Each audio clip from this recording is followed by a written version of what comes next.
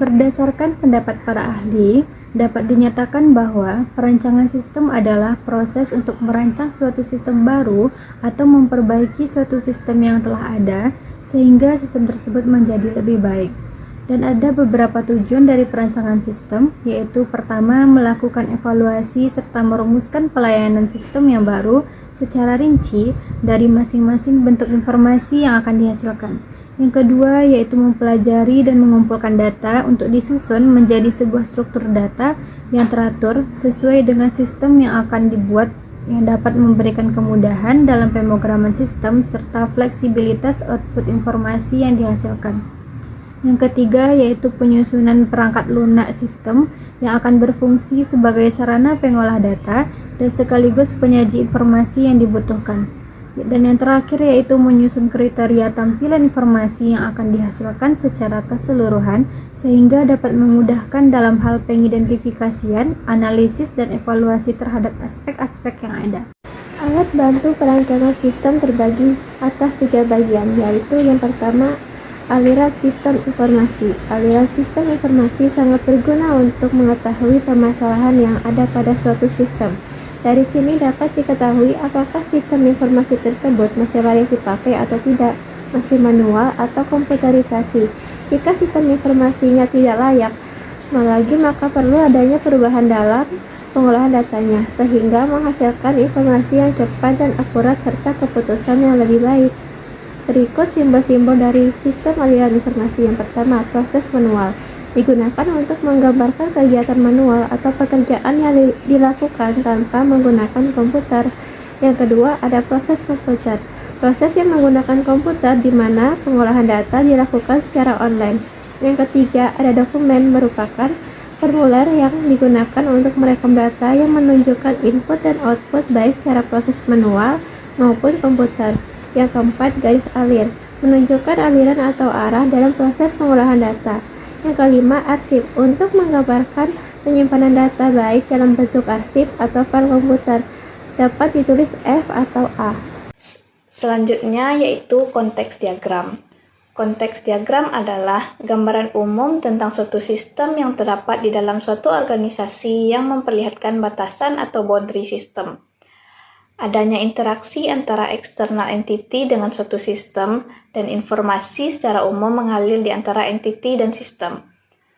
Konteks diagram merupakan alat bantu yang digunakan dalam menganalisa sistem yang akan dikembangkan. Simbol-simbol yang digunakan dalam konteks diagram yaitu simbol yang pertama, kesatuan luar atau external entity.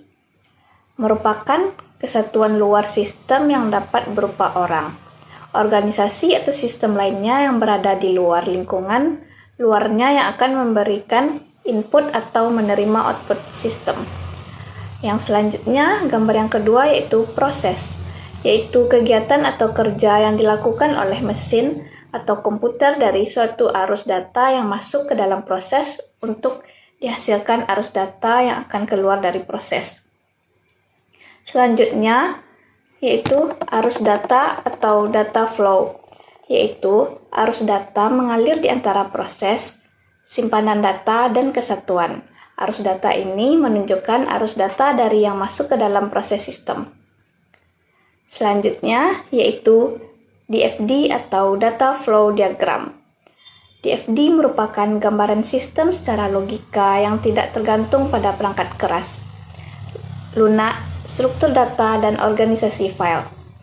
Keuntungan dari DFD adalah untuk memudahkan pemakai yang kurang menguasai bidang komputer untuk mengerti sistem yang akan dikerjakan atau dikembangkan.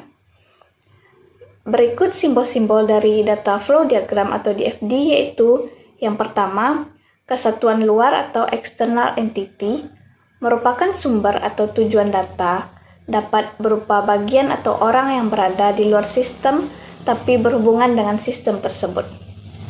Selanjutnya yaitu gambar yang kedua, proses. Simbol ini digunakan untuk melakukan proses pengolahan data yang merupakan menunjukkan suatu kegiatan yang mengubah aliran data yang masuk menjadi keluaran. Selanjutnya yaitu penyimpanan data atau data store, merupakan tempat penyimpanan dokumen-dokumen atau file-file yang dibutuhkan. Selanjutnya, yaitu aliran data, menunjukkan arus data dalam proses. Aliran sistem informasi lama adalah bagan atau diagram yang menggambarkan proses kerja manual sebelum adanya komputerisasi, yang biasanya melibatkan formulir fisik, entry data secara manual, dan penyimpanan dokumen secara fisik.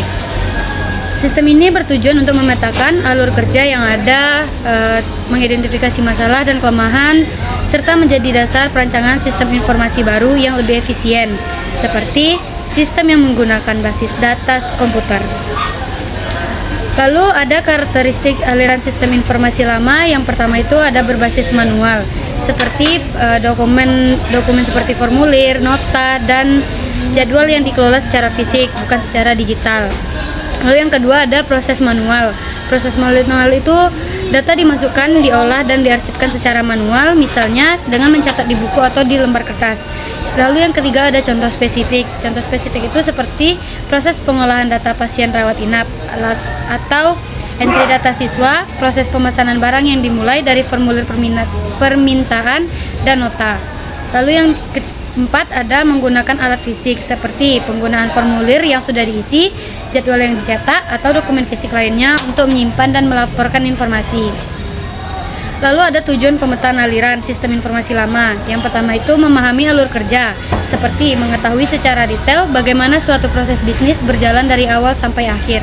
Yang kedua ada mengidentifikasi masalah, seperti menemukan kelemahan atau hambatan dalam sistem yang ada, seperti inefisiensi atau potensi kesalahan.